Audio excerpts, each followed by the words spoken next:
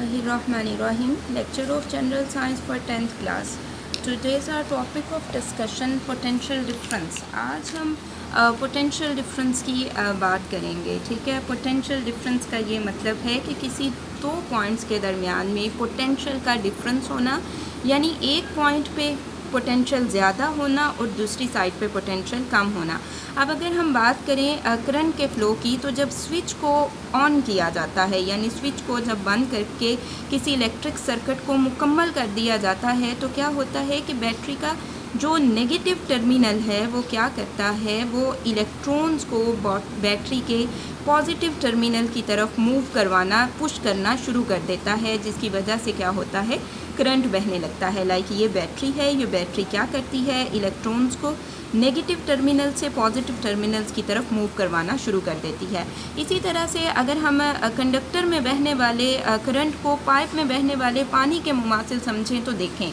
Like आपके पास ये जो है ये वाटर लेवल है, ये ए पॉइंट है, ये आपके पास बी पॉइंट है. अब अगर आप देखें तो ए पॉइंट पे जो वाटर है वो ज़्यादा है और बी पॉइंट पे वाटर जो है वो कम है.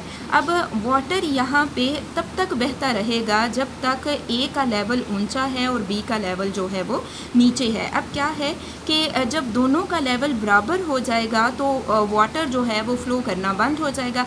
अब क्या किया जाता है कि यहाँ पे एक पंप लगाया जाता है. पंप क्या करता है कि पंप वाटर के लेवल को मेंटेन नहीं होने देता, यानी दोनों तरफ वाटर के लेवल को इक्वल नहीं होने देता.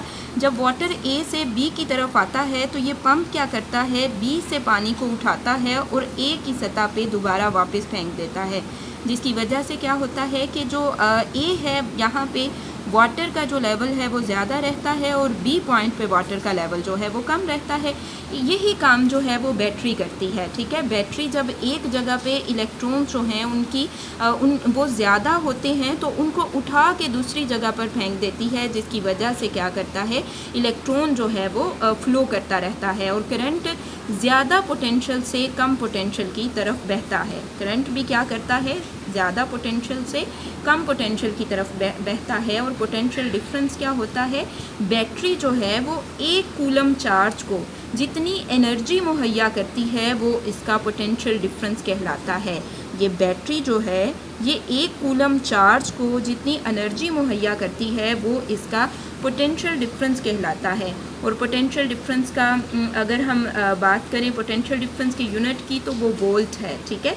पोटेंशियल डिफरेंस का यूनिट जो है वो वोल्ट है. नेक्स्ट हमारे पास है ओहम का कानून. तो ओहम का कानून क्या है, इसको हम देखते हैं.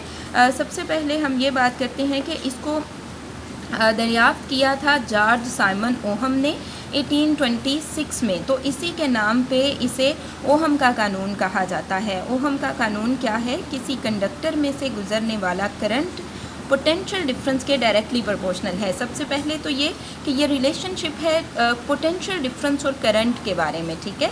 पोटेंशियल डिफरेंस और करंट के बारे में जॉर्ज साइमन ओहम ने 1826 में जो है वो रिलेशनशिप दरियाफ्त किया था. उसने ये कहा था किसी कंडक्टर में से गुजरने वाला करंट पोटेंशियल डिफरेंस के डायरेक्टली प्रोपोर्शनल होता है बशर्त के कंडक्टर का टेम्परेचर और तबई हालत तब्दील ना हो.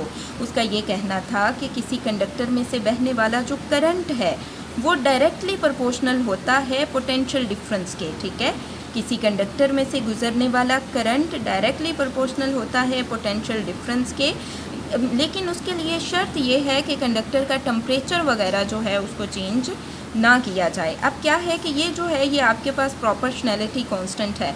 इसको जब आप इक्वलिटी में चेंज करते हैं तो कोई कांस्टेंट यूज़ करते हैं. यहाँ पे आपने जो कांस्टेंट यूज़ किया है वो आर है, इसलिए ये V is equals to I R हो जाएगा. और आर यहाँ पे क्या है, आर यहाँ पे एक कांस्टेंट है जिसे कंडक्टर की रेजिस्टेंस कहा जाता है. ठीक है. और रेजिस्टेंस के बारे में हम नेक्स्ट लेक्चर में डिस्कस करेंगे. अब यहाँ से आपको जो क्वेश्चन आएंगे वो आप नोट करें. क्वेश्चन नंबर 1 है पोटेंशियल डिफरेंस की तारीफ़ करें. तो ये आपके पास पोटेंशियल डिफरेंस है कि बैटरी एक कूलम चार्ज को जो एनर्जी मुहैया कर सकती है वो इसका पोटेंशियल डिफरेंस कहलाता है. पोटेंशियल डिफरेंस का यूनिट जो है वो वोल्ट है. नेक्स्ट आप देखिए क्वेश्चन नंबर 2 है ओहम का कानून लिखें. तो ये जी आपके पास ओहम का कानून है, यहाँ से यहाँ तक साथ में आप ये मैथमेटिकल फॉर्म जो है ये भी लिखेंगे, ठीक है।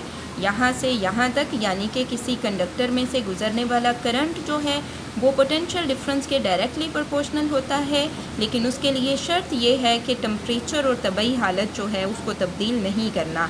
अब क्या है कि प्रोपोर्शनैलिटी के साइन को आपने इक्वालिटी में चेंज करना है। उसके लिए जो कांस्टेंट आप यूज़ करेंगे वो आर है, और आर को कंडक्टर की रेजिस्टेंस कहा जाता है। तो ये आपके पास क्वेश्चन नंबर 2 का आंसर है।